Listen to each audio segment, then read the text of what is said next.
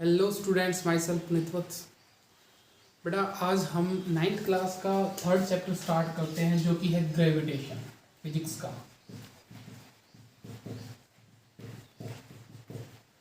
Gravitation का अगर Hindi meaning की बात करें तो इसका हिंदी मीनिंग होता है गुरुत्वाकर्षण बल। ठीक है, ग्रेविटेशनल जो फोर्स होता है या फोर्स ऑफ ग्रेविटेशन होता है उसका हिंदी मीनिंग होता है गुरुत्वाकर्षण बल।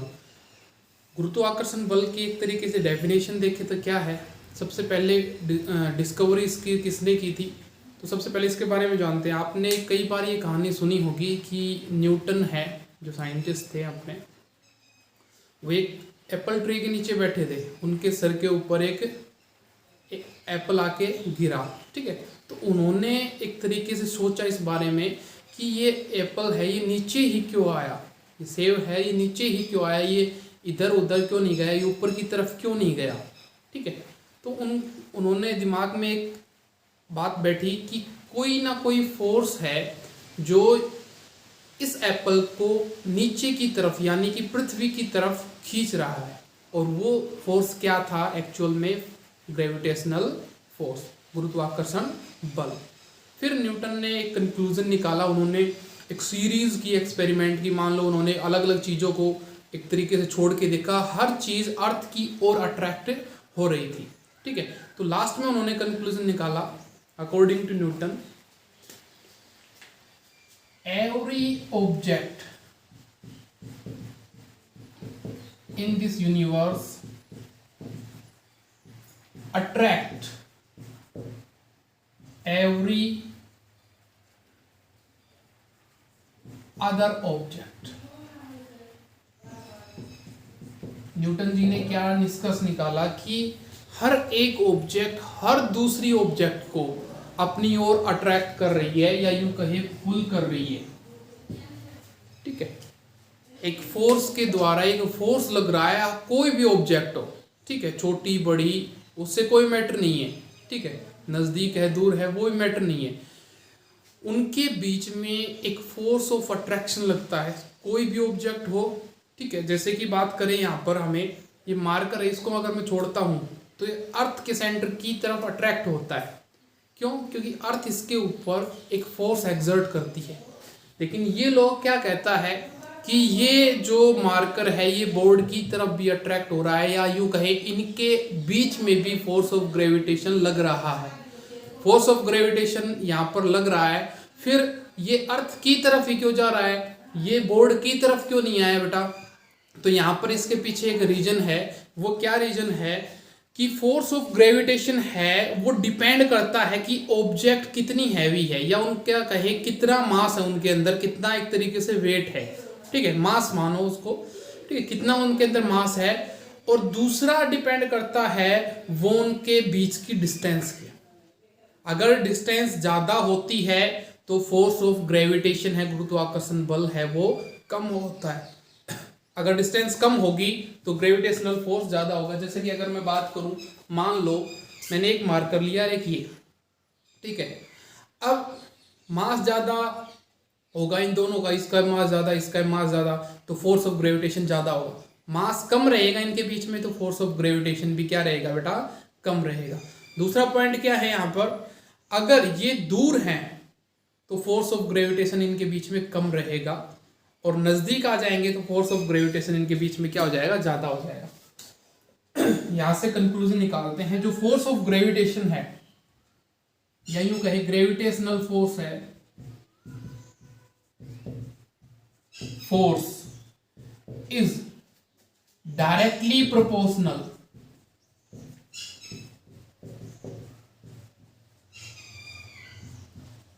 To the product of their masses. यहां पर क्या कंडीशन रखी है, मान लो दो ऑब्जेक्ट है बेटा, एक ऑब्जेक्ट ये है A, एक ऑब्जेक्ट ये है B। इसका मास है m1, इसका मास है m2, इनके सेंटर के आपस के बीच की डिस्टेंस है r। तो यहां से क्या कंक्लूजन निकाला गया है बेटा, gravitational force is directly proportional to the product of their masses.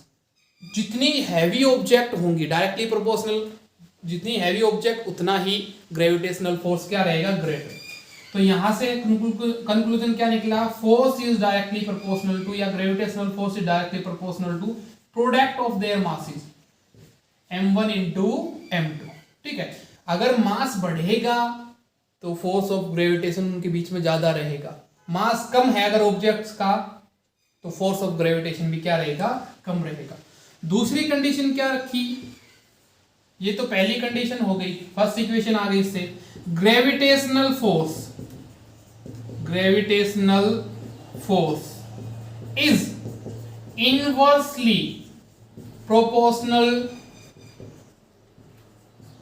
To the square of distance between them, square of distance between them, उनके बीच की जो डिस्टेंस होगी उसके स्क्वायर के इनवर्सली प्रोपोर्शनल होगा। जैसे कि फोर्स इज इनवर्सली प्रोपोर्शनल का मतलब 1 में चली जाएगी square of their distance, R distance है उसका स्क्वायर, ये अपने पास दूसरी इक्वेशन आ गई। ठीक है, दो चीजों के ऊपर डिपेंड हुआ, एक तो डायरेक्टली प्रोपोर्शनल है उनके मासेस के और इनवर्सली प्रोपोर्शनल है उनके स्क्वायर, जो डिस्टेंस के स्क्वायर के। ठीक है, चलो अब आपको साफ दिख रहा होगा, पहले नीचे से कट हो रहा था। ठीक है, तो अब क्या हुआ, अब इन दोनों इक्वेशन को हम कंबाइन करेंगे, अपने पास एक कंबाइंड इक्वेशन आ जाएगी। फर्स्ट और सेकंड इक्वेशन को मिलाएंगे तो force is directly proportional to the product of their masses m1 m2, या यहां पर बीच में कोई साइन नहीं लगेगा तो भी उसका सिंबल क्या होगा, मल्टीप्लाई अपॉन आर स्क्वायर। ये इक्वेशन अपने पास आ जाएगी ग्रेविटेशनल फोर्स की। ठीक है भाई, दो हैवी ऑब्जेक्ट होंगी तो भी उनका फोर्स, ग्रेविटेशनल फोर्स उनके बीच में ज्यादा रहेगा। ठीक है, जैसे कि बात करें हम, मान लो एक अपने पास अर्थ को मानते हैं हम, एक मून को।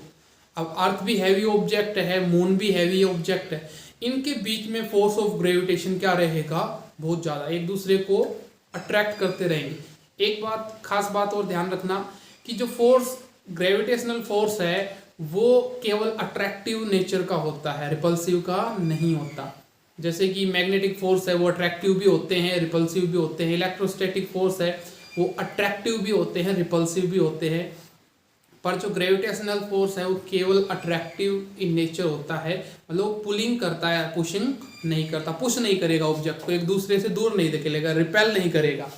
ठीक है, और दूसरा, ये तो मास का समझ गए, ज्यादा मास जैसे कि अर्थ और सन लगा लो चाहे, ठीक है, मून लगा लो, इनका हैवी ऑब्जेक्ट दोनों, तो इनके बीच में जो ग्रेविटेशनल फोर्स है वो भी ग्रेटर होगा। और अगर इनका डिस्टेंस कम कर दे, डिस्टेंस तो इनवर्सली प्रोपोर्शनल है, डिस्टेंस कम कर देंगे तो फोर्स और ज्यादा हो जाएगा, अगर डिस्टेंस बढ़ा देंगे तो फोर्स कम हो जाएगा। ठीक, अपने पास ये इक्वेशन आएगी और यहां से आप फाइंड आउट भी कर सकते हो कि कितना फोर्स कहां पर क्या लग रहा है। इस इक्वेशन को हम आगे डायरेक्टली प्रोपोर्शनल है, इसको सिंबल को हटाएंगे तो अपने पास एक कांस्टेंट आएगा, F is equal to, directly proportional को हटाते हैं तो अपने पास एक कांस्टेंट आता है, यहां पर आएगा G, m1 into m2 upon R square. G को बोलेंगे यहां पर ग्रेविटेशनल कांस्टेंट या यूनिवर्सल ग्रेविटेशनल कांस्टेंट।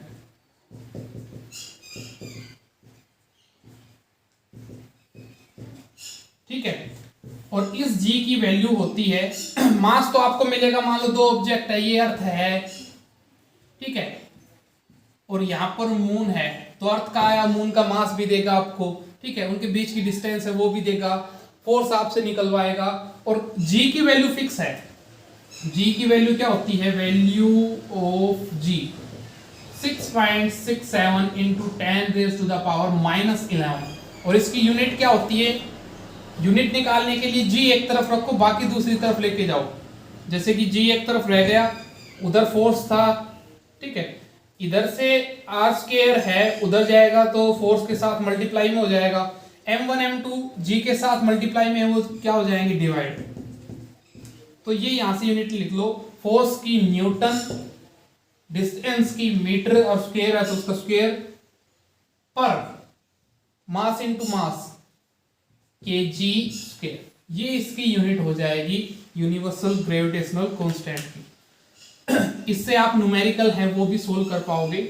मान लो आपको ऑब्जेक्ट का मास दे देगा, जैसे कि दो ऑब्जेक्ट है, मान लो एक है 500 kg की, m1 मान लिया हमने, दूसरा m2 मान लिया, मान लो 1000 kg की, ठीक है, और उनके बीच का डिस्टेंस दे दिया मान लो 10 मीटर, ठीक है, और g की वैल्यू आपके पास है ही जो दे रखी है 6.67 इंटू 10⁻⁻11 न्यूटन मीटर स्क्वायर पर केजी स्क्वायर।